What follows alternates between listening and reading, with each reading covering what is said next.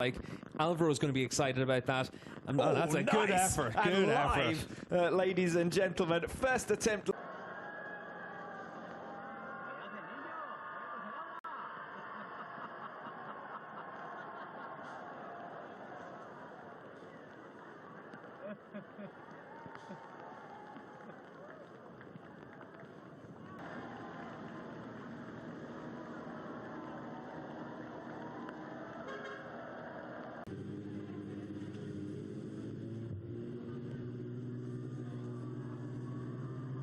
Up against Sam Lowes in that class. And the usual hijinks in pit lane. First notifications that we've had from race direction, and that is that track conditions will be reviewed at 3:30, so in 20 minutes the grid. Well, you can see the images here. Some working on it, a $2.5 billion US project that was long from this Superbike World Championship, and from this man, Toprak Razgadli. Those championships, Toprak's been able to do that by not putting a foot wrong all the way through this season. He's been super consistent. He's matched Jonathan Ray at his own game, and he's beaten him at it. And we heard from Keenan Sofoglu earlier on in this. Walk away and retire from World SBK action at the end of this season. And speaking to a few riders, one of the talking points was, you know, would he go and race somewhere else? Would he race in endurance? Would he race in BSB or go retire from World SBK duty? Nothing to do with riding. He says that he still gets as much enjoyment out of just going out on a supermoto bike and trying to go out there and just get that perfect lap, and I think that's going to be one of the things that he's still going to look to do.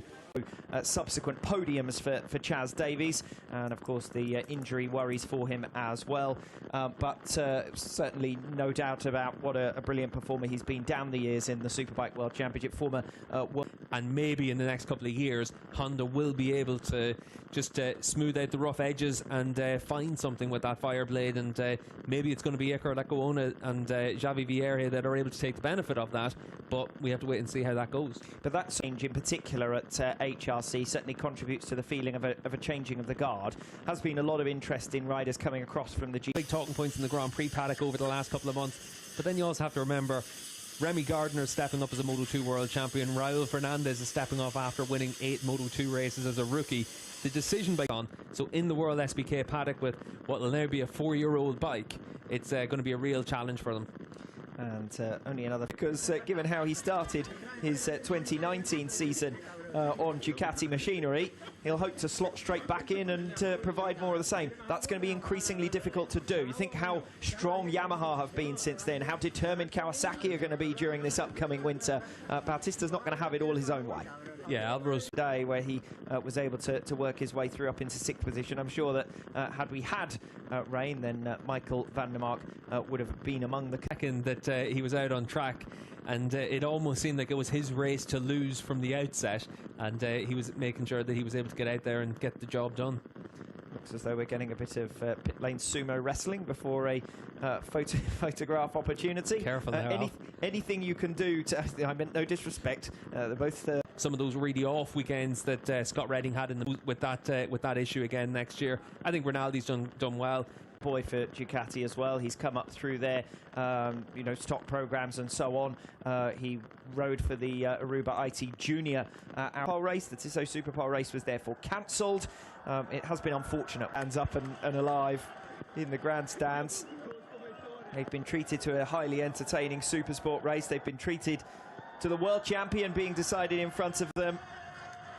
And this reminds me of the late pictures we saw in Assen with the riders trying to cheer the fans 2 years ago. Yeah, and it is full grandstands here on the pit straight as well, and certainly a lot of excitement for World SBK to return to Indonesia. Obviously MotoGP coming here as well at the start of next season, and it's exciting times to be in the region. Chas Davies and Michael Ruben Rinaldi. Of course, both Ducati regulars, the fans keen to show off their T-shirts in honour of this occasion. The first visit to the Mandalika International Circuit. Certainly didn't expect to see Michael Ruben Rinaldi. So the round, and there are still finishing touches to be put to the infrastructure in and around the circuit as well. But it has been an entertaining visit, and I'm certain that we're going to be back here. Of course, MotoGP also due to visit the Mandalika International Circuit, and they will hope and surely receive different weather conditions as well. Yeah, they'll come in February for a test to learn the track and get up to speed, and then they'll be here in one of their early season rounds at the end of March. And certainly for MotoGP, they'll get a big crowd here as well. And obviously enough, we were pretty much last minute to get a lot of the details finished around the track. So for MotoGP, they'll have the finished article and everything ready for it. And like you said, Alex, over the course of the next few years, infrastructure is going to improve around here, and a lot of investment coming as well to the Mandalika region. Hopefully we'll be in a better position travel-wise as well. These have been 2 unprecedented seasons, of course, as a result of the global pandemic.